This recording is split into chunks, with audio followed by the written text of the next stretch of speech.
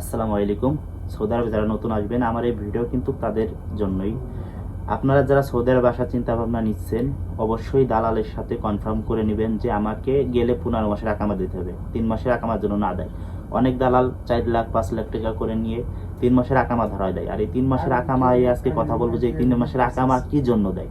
মূলত এই 3 মাসের আকামা কিন্তু কোনো টাকা লাগে না, ফ্রিতে করতে হয়। ফ্রিতে এই দেশে সরকার দিয়ে দেয়। তার কারণ হচ্ছে যে আপনি যখন এই দেশে আসবেন 3 মাস আপনাকে সরকার টাইম দিবে যে আপনার যাচাই করবে যে লেবার কেমন, কর্মী কেমন, দক্ষতা আছে নাকি।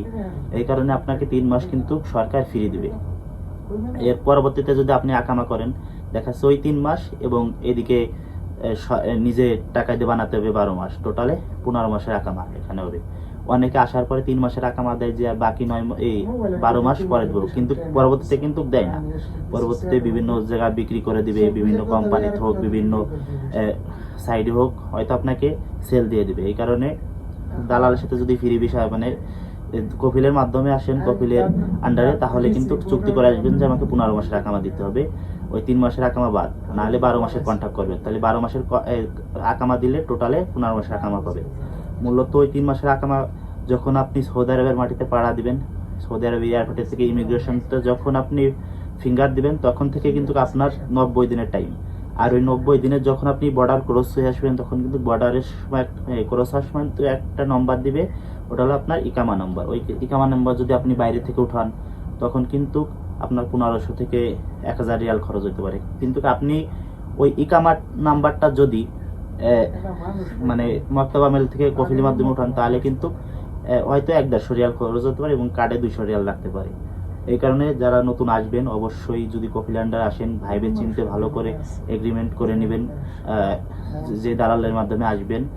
কিন্তু 3 মাসের আকামা দিলে কিন্তু ওই যে 4 লাখ নিক, 3.5 লাখ নিক, 5 লাখ নিক, ওটা কিন্তু দালালের পকেটেই থাকবে। হয়তো আপনার বিমান খরচ আর ভিসা প্রসেসিংয়ের টোটালে 1 লাখ 1.5 লাখ টাকাও খরচ হবে।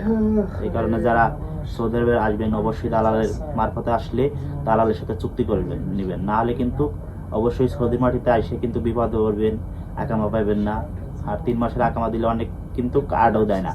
ওই বাইরে থেকে আপনার ইকামা নাম্বার উঠায়ে আপনার অ্যাপসার খুলে দিয়ে অ্যাপসার থেকে গোল্ডেন ইকামা কার্ডটা বের করে দিবে, এটাই জাস্ট, আর কিছুই করবে না। এই কারণে বিপদে পড়ার আগে অবশ্যই ভালোভাবে যাচাই বাছাই করে আসবেন সৌদি আরবে। কারণ সৌদি আরবে কিন্তু অবস্থা বর্তমান খুবই খারাপ, কাজবাজ নাই, অনেক সমস্যার প্রবলেম, এবং মানুষে কিন্তু হাজার হাজার মানুষ বেকার সৌদি আরবের বর্তমান মাটিতে। এই কারণে যারা আসতেছেন, যদি আপনার পরিচিত লোক থাকে, তাদের মাধ্যমে আসবেন। আমার একটা ক্লায়েন্ট কিছুদিন আগে আসছে, আজকে কফির ফোন দিয়ে বলতেছে যে কাফেলা হওয়া অন্য জায়গা, আমার আন্ডারে থাকতে পারবো না, আমার লাইসেন্স বাতিল করে দেবে। কিন্তু এখন সে নতুন আসছে, কোথায় কফিল পাবে, কি করবে। এই কারণে যারা আসবেন, অবশ্যই দালালরে বলবেন যে আমি যেন কফিল চেঞ্জ করা না লাগে, এক কফিলের জন্য থাকতে পারি, যেন আমার কফিল পরবর্তীতে চেঞ্জ করা না লাগে। পরবর্তীতে আপনি যখন কফিল চেঞ্জ করবেন, 2000 রিয়াল কাফেলার টাকা এবং আকামার টাকা, টোটাল এভরিথিং মিলে আরও কিন্তু 10,000 রিয়াল খরচ, যা বাংলা টাকায় কিন্তু প্রায় 3,20,000 টাকা। এই কারণে যারা আসবেন, অবশ্যই কিন্তু এগ্রিমেন্ট করে আসবেন দালালের সাথে। তো সকলে ভালো থাকবেন, সুস্থ থাকবেন, আমার জন্য দোয়া করবেন। আল্লাহ হাফেজ।